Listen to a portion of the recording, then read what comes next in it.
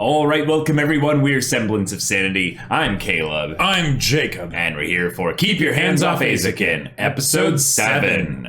We keep going into this mecha anime that they're making. Yeah, giant robot. But yeah, right. yes. The whole thing now seems to be coming together as a production now that they're starting to get actual teams of other people that will be handling things that they don't have specialization in. Like, that's an actual, thing that they can do now. Yep. Like, they can actually, give the sound design stuff off to someone that they've, coerced, specifically to have to help them there. But no more clopping footsteps in mud. Right. Exactly. That treadmill scene was just perfect. And also we've actually struck some measure of equilibrium, with the robot the robotics club. Yep. They have, I would say, a lot on their plates individually, and they each kind of need to be doing more than what's needed in order to actually get this thing done. Yep. But the fact that it's now something where it's not all on their plate, we're starting to see, instances where, Kanamori can be like, hey, Asakasa, you got her name right there, Asakasa, need you to really then just hard focus on these specific things. And that's tough to have to give up, stuff that you would for your baby want to be doing yourself. But here we go. It's now a big production, and these girls are doing it. They're doing it. Now it's just the grind, and what other things maybe are they missing? Like, if there's going to be any stuff, voices, maybe? Voice acting. I don't know if that's something they're actually going to have, though. Yeah, they might just choose not to for the sake of production. Yeah. But I could see them maybe getting, at least one. Maybe. But yeah, we'll see. It is a monster versus a that is true. Robot and stuff. But so y'all, without further ado, let's get into this. All right, everyone, now be sure to go check out the reaction portion of the video in the description below, then come back here for the discussion.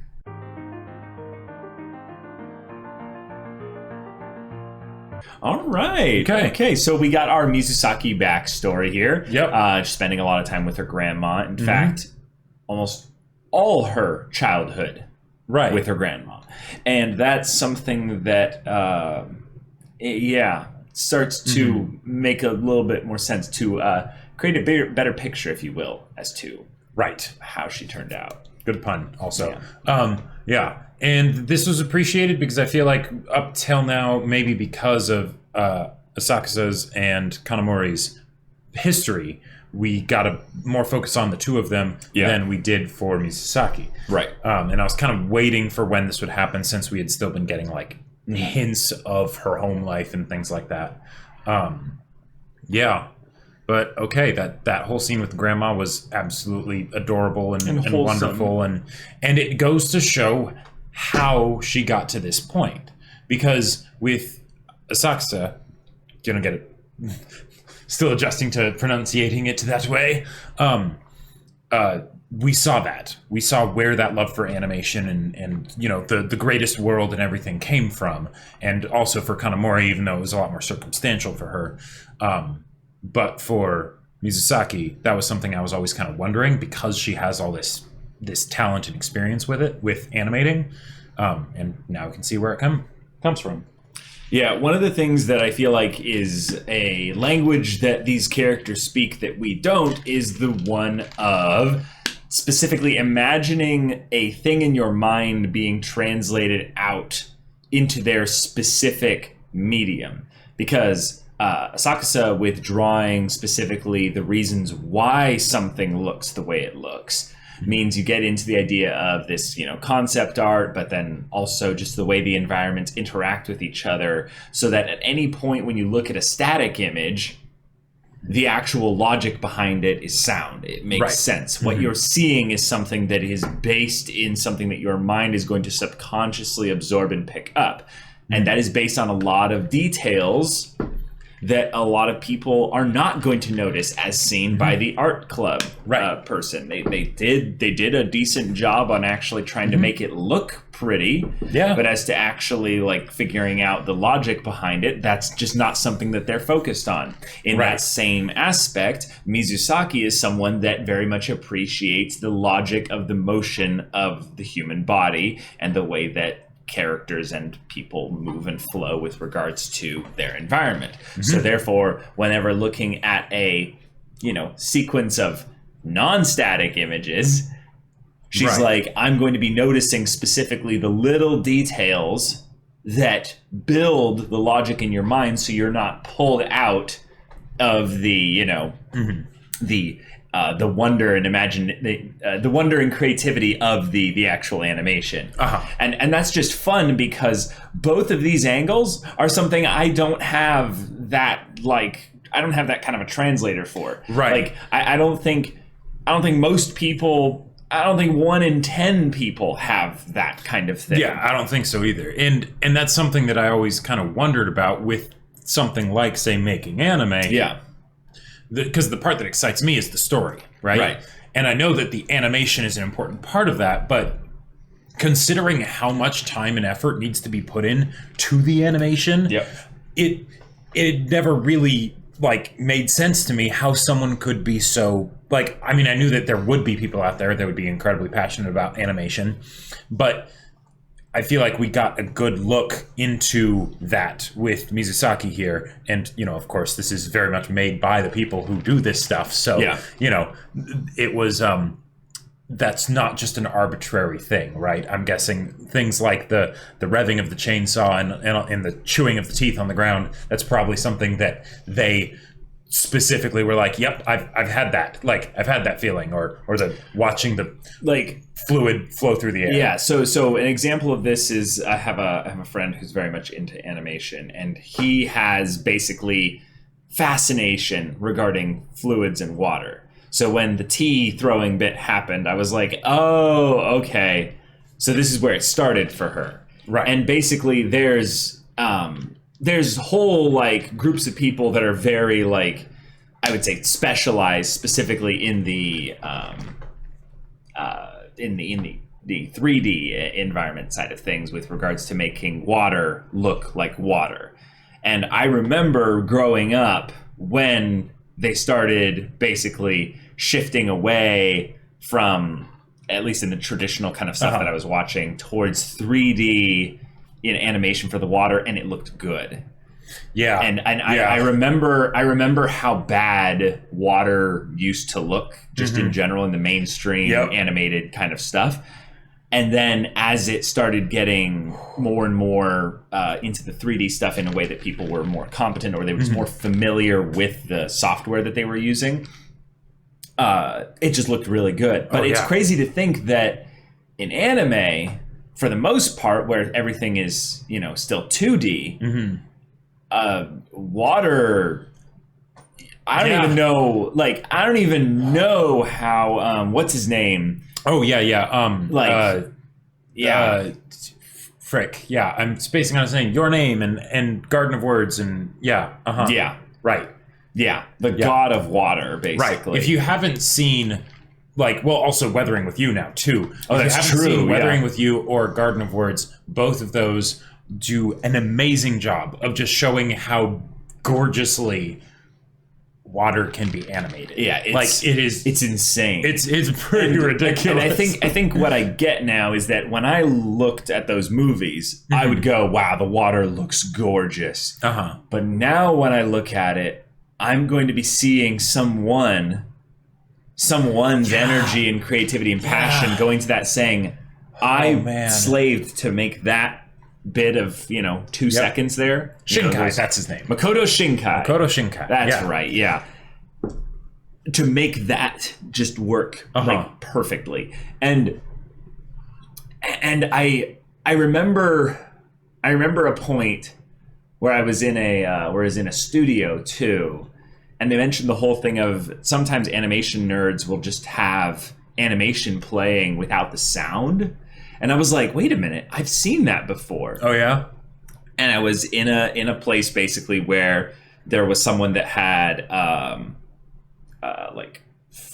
PC monitors up, And the twos on the border there each had 4x4 things within their screens of just different anime and different animation things going. No sound, no nothing. Wow. Just constantly going.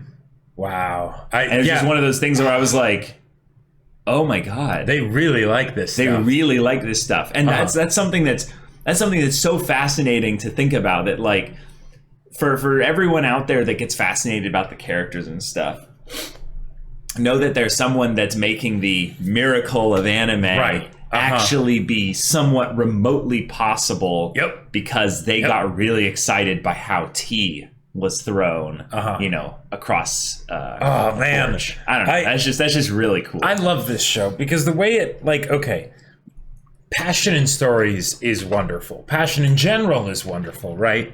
And this is passion about things, even if it's not specifically something that I'm passionate about, it's very closely related to the thing that I'm passionate about, right?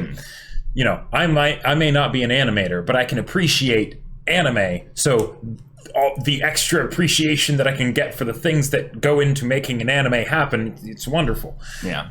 There were a lot of funny moments in this episode, but one of my favorite ones is Asakusa noticing how Mizusaki is talking about her passion, and you know, kind of always talking about it's kind of creepy, but you know, saying like, I want to make anime that makes people smile, and in the background you see Asakusa just like just like, aha, yes, my imagination is very stimulated by this. And then the other part being that they had the little moments where they were having the little water fight in the bathhouse. Yeah. But it's just how quickly they can shift into, let's imagine our greatest world. Right. And what it'll look like and the stuff in it. And I don't know. I feel like that's something where what I want to. I don't know if this is something that's extrapolated or just a wild assumption, but there's this aspect of being a child where you are overemphasizing a very specific detail of a thing that a lot of people just aren't going to notice or care about because it's probably something silly. But, you know, with regards to what they're doing, they are overemphasizing, from Kanamori's perspective, a thing that isn't silly, but it's something that they're extremely passionate about, to the point that it is almost a detriment to their production, you know, in their work. So I wonder if there's something extra to be had with the reason why these characters are kids, not just because this is an anime where, you know, teenage girls are going to get the marketing stuff across a lot better. I don't know. I think there's something fun with that they constantly remind us that these are kids. Yeah. And they're having their fun with their thing. And yes, Kanamori does kind of feel like the mom, the adult of the group every once in a while. The responsible one that has to keep them on task. Yeah. Right. But what I liked here is that in the story perspective, Kanamori takes so much effort, more than what I would expect, actually, towards the latter third of the episode, to try and understand why this means so much to Mizusaki. Yeah. As opposed to in the beginning half of the episode, where it's like, hey, chop, let's work. Because that was behind schedule. That was what the first half of the episode was, is we're behind schedule. We're having complications with the other people that we're working with. Right. Like every single group that they're working with, they're having complications. Oh man. The sound crew is what I was going to say, but the sound guru, yes. Literally the only one that's not having like absurd problems, right? And even then, it's just the music that they have to figure out. But it's not that they're having a problem with it. It's just like, okay, we're not doing an opening, but we need you to assemble a bunch of free music that we can use to put in at specific bits. And she's like, or he's like, okay. Yeah, This show makes me just want to create. And at the same time, I love that it shows the pains and the struggles that they have to go through with the actual creation of something. You know, whether it's harping on the details of a bit of animation that probably no one's going to notice, especially once you add sound to it, you know. Because I haven't seen that with animation, but like in what little I have dabbled in with art and like commissioning artists and things like that, the zooming in way too far into a piece and working on some little bit of detail that when you zoom out you absolutely can't see it at all. Like, I am familiar enough with that in order to kind of, I feel like, get this whole situation here. But then with like the art club where it's, oh no, we made stuff, it looks real pretty, right? This is good, right?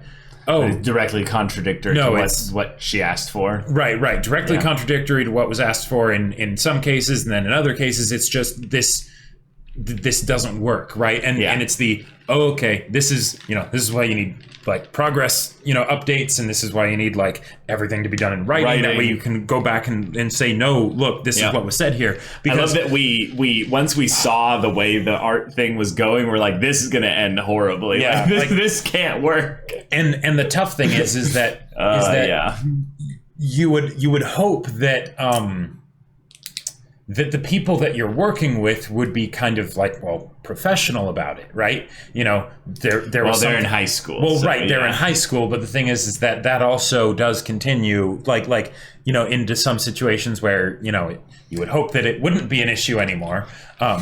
Right. These might be like 15-year-olds, but you could be like interacting with 35-year-olds exactly. and sometimes get the exact same kind of level of unprofessionality. Yeah, because and this is because the whole reason that it's happening in high school is because there hasn't been something that nipped it in the bud earlier, and if nothing happens to make the person realize that that's a problem and that they need to change that, then it'll probably continue into the future. But thankfully, there's the other girl, I forget her name, who is also in the art group that is helping to make sure that everything actually gets done and things like that, even though there's the whole question of, we could try and explain to them how to do it right, or we could just do it ourselves because that'd be faster, right? I've done, like, both of us, we've done that. For sure. Yeah, that's its own thing. It is a skill to be a director, right, and to delegate specific, exact, I would say, instructions and goals and tasks to people in a way that they can clearly understand and receive and then act upon. I would say there's too much emphasis put on specifically as a director being someone that's more of an overseer, where they're looking over the shoulder and checking to make sure something is done, because their communication style and how they originally sent the task out is so flawed that they need to actually do that, which is, that's that's something that you can work on, right? And then trust but verify, because well that's part of the task. That's part of the original thing. Is you have to then come back to me and say, hey, here's where I am at this stage. I've finished the line art. All right, cool. I'm going to make sure that you got the match lines done. All right, you did that. That's great. Okay, now we're going to get into the second layer. Okay, so there's going to be 5 steps at which you'll check back with me or something like that. Like that's very much something that when I commissioned some graphic stuff, the person I did it with, super professional and stuff, and they asked me after they showed the 4 times that they would be checking back, they're like, are there any other points in the process that you want to be updated on? And there was one more that I was like, oh, you didn't mention this. And they're like, oh yeah, that's actually a part that blends in pretty much with this process. So I usually don't put it on there, but I totally can for you. And I was like, yeah, let's do that. And they're like, okay, cool. And it was just a much smoother experience because of them basically doing the directing job for me. Right, which, especially if you're like independent contractor kind of a thing, right? You kind of get used to that and what's needed and things like that, because it also makes your job easier. Time, right, because like, oh man, the whole thing of them adding the car onto there, because it's like, oh, what? It's no big deal. It felt weird without it. It was literally like the one thing. She's like, don't do this. This is Excel. God. Like, and because Especially if you like bring the project to what you believe to be completion. Right. And something fundamentally needs to be changed. Not like, can you add more color here, Right. but like this needs to be removed. Yeah. That can get complicated and messy. Oh, and in multiple ways. Yeah. So it was just, oh man, I felt so much pain at that. Like where it's like, no.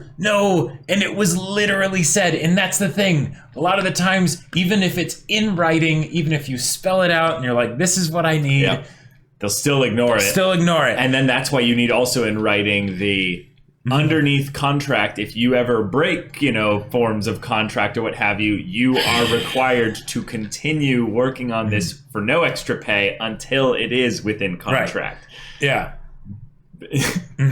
Because I've seen and heard of instances where someone will be like debating over whether something was written a specific way, and then they look at the contract and they're like, oh, it was written that way. Well, too bad for you. I'm done. The commission's over. Here's your unfinished work. Bye. And because you already gave them the money and stuff. Right. And that's a whole nother thing as well. But thankfully it didn't come to that, because they're pretty generous people in this regard on both sides, in that it's like, hey, I get it, I need you to do this, and then the other girl was like, yeah, okay, we can fix it in digital stuff. It's we'll come back, But hey, this is really cool to see the three of them learning through this process here. Yep. Figuring out how their roles allow them to push and pull on each other's, dynamic relationships with the project. So, hey, there you go. It's tough. I also loved it a little bit with Mizusaki being like, she doesn't actually want to make anime. She wants to make animation. Yeah. This was something that I feel like would be a thing that would be easy to misconstrue and to confuse here. And I think what they're getting at here is that the act of making anime is meaning, something that's actually going to be the full project. Right. It's not about separating about anime and animation as if they're, completely different things, because definition-wise, anime just means animation. But less the story and the characters and things like that. Less all the other things, and just the motion itself. Yeah, she just wants to be working on the motion of the things that are going to move in whatever it is. So all that is meaningless to her comparatively to how the actual movement is. Exactly. And that's something that is fun, because then you see the artist and less the engineer from Asakusa. What I think is rather fun about that is that Asakusa is very much, I would say, more the engineer, in that she is trying to prove how these things, like why they should look a certain way. And Mizusaki is like, I want someone to see this little bit of motion here and smile. I want to move someone.